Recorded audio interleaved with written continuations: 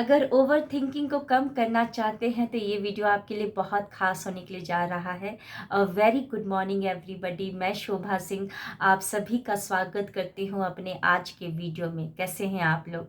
I hope बहुत ही अच्छे होंगे, लाइफ में बहुत ही मस्त होंगे और अपने आप से खूब सारा प्यार कर रहे होंगे और लॉ ऑफ अट्रैक्शन को फॉलो कर रहे होंगे।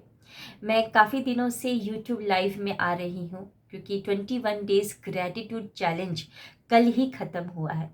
तो करीबन देखा जाए तो 21 डेज़ से रेगुलर बेसिस में मैं यूट्यूब लाइव में आ रही हूँ और हर एक दिन एक सवाल डिफरेंट लोगों ने पूछा है। सेम सवाल, एक ही सवाल को, मतलब हर एक दिन ऐसा कोई सेशन मेरा यूट्यूब लाइव का गया ही नहीं जिसमें ये सवाल उठा ही ना हो।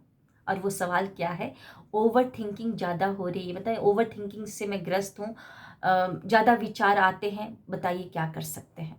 तो चलिए सोचा क्यों ना उसके ऊपर एक वीडियो बना दिया जाए।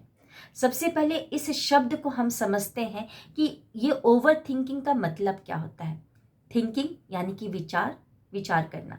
हम इंसान हैं, जीवित है, सांस चल रही है, तो थिंकिंग तो होगा ही होगा, यानी कि विचार तो आएंगे ही आएंगे। और आप सभी को भी पता है, कई बार आपने सुना भी होगा कि 60 to 70,000 थॉट्स तो आते ही आते हैं।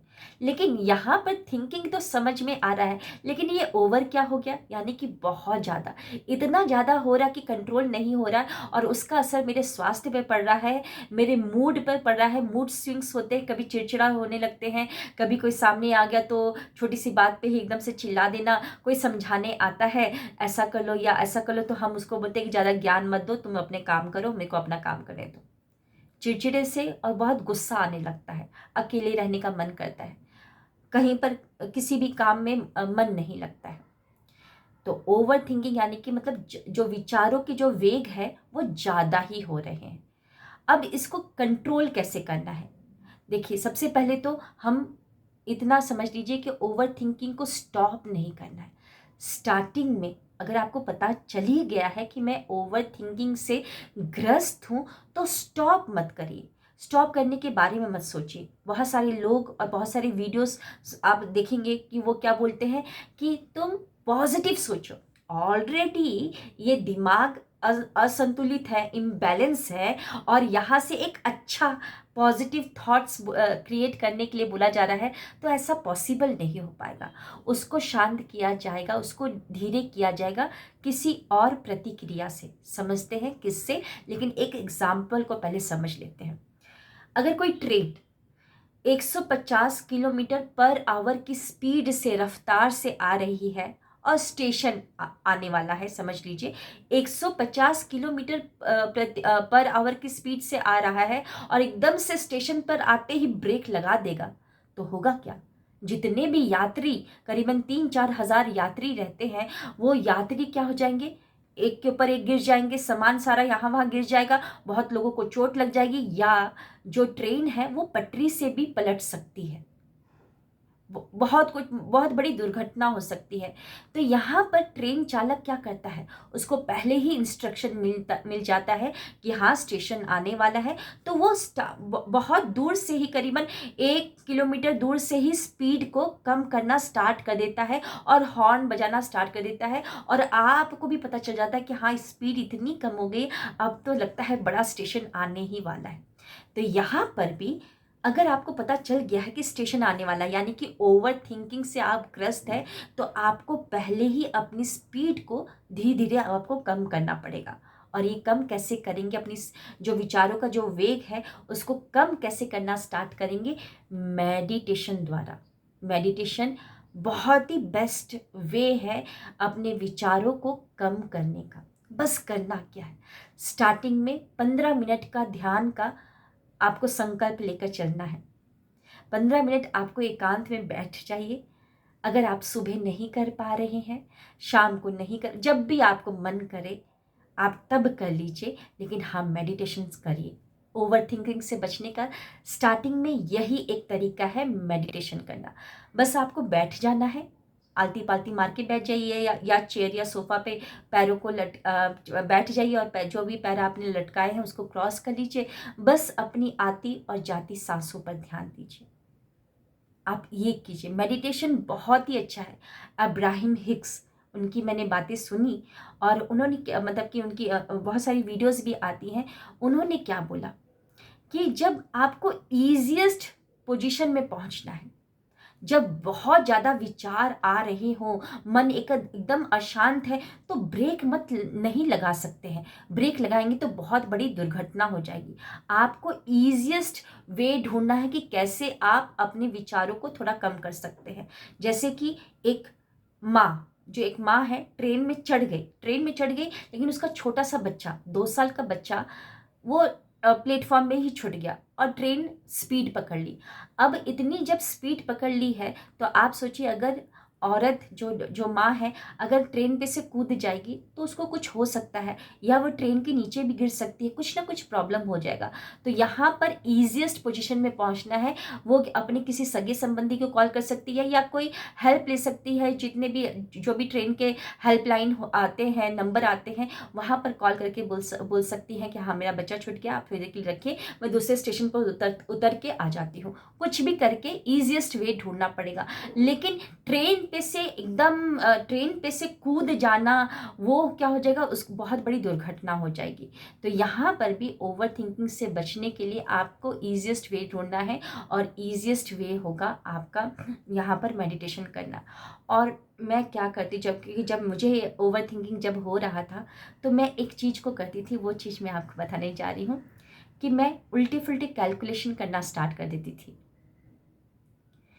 क्योंकि वो विचार बहुत बहुत बहुत भाग रहे, कंट्रोल हो नहीं रहा है, वो अपने आप से आए जा रहे, एक के बाद ऐसा हो जाएगा, ऐसा हो जाएगा, अब ये वैसा है, वो वैसा है, मतलब कोई वास्तविकता से कुछ उन विचारों का लेना देना नहीं है।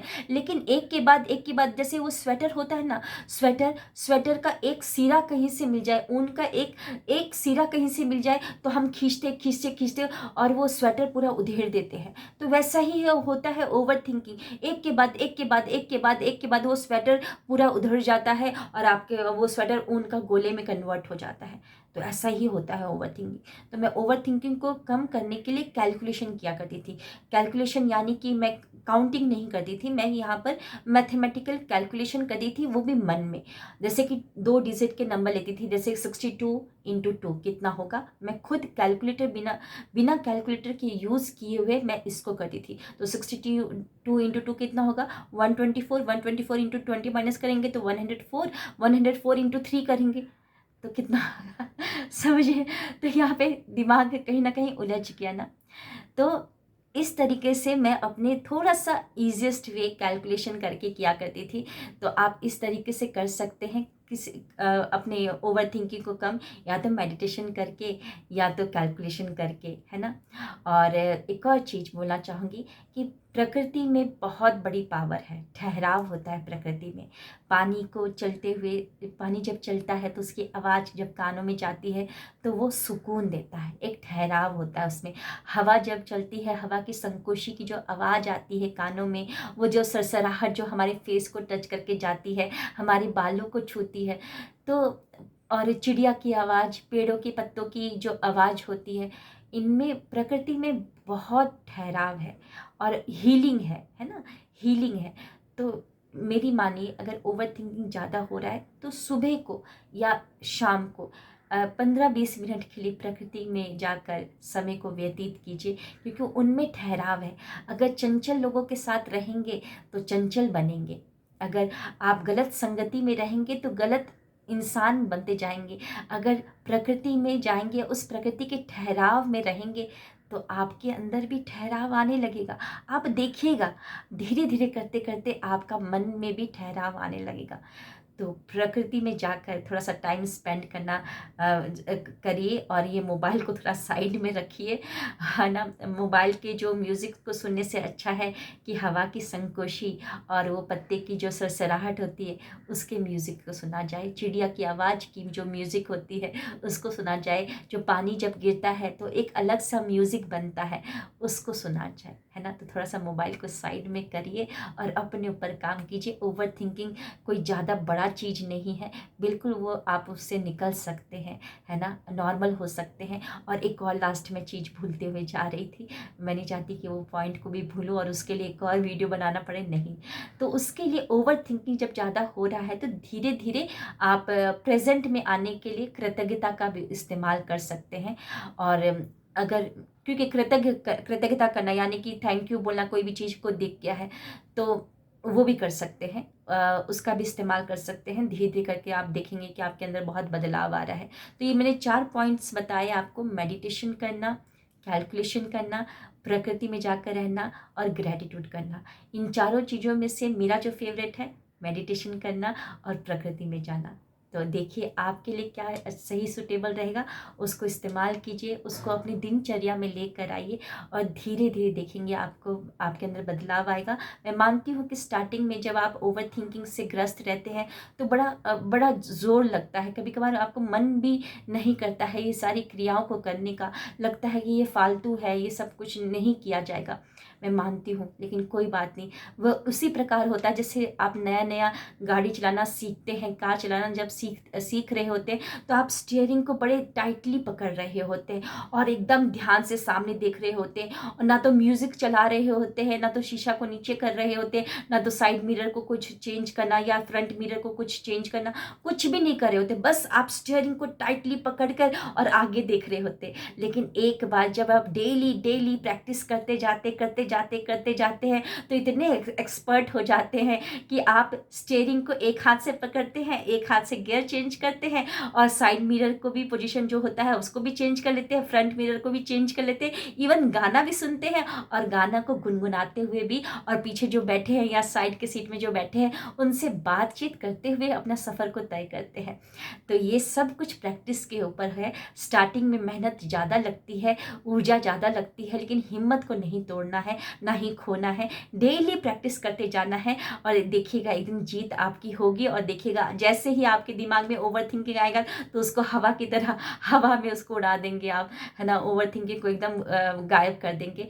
बस प्रैक्टिस करते जाइए, डेली करते जाइए। और लास्ट में आप सभी को जाते जाते मैं इतना बताना चाहूँगी, फॉरगिवनेस मेडिटेशन 5th को है, कमिंग संडे को है 3:33 पर। तो जिनको भी फॉरगिवनेस मेडिटेशन को अटेंड करना है वो बिल्कुल अटेंड कर सकते हैं। और 10 तारीख से मैं लेकर आ रही हूँ 12:30 बजे औरतों के लिए माइंडफुलनेस सेशन लेकर आ रही हूँ।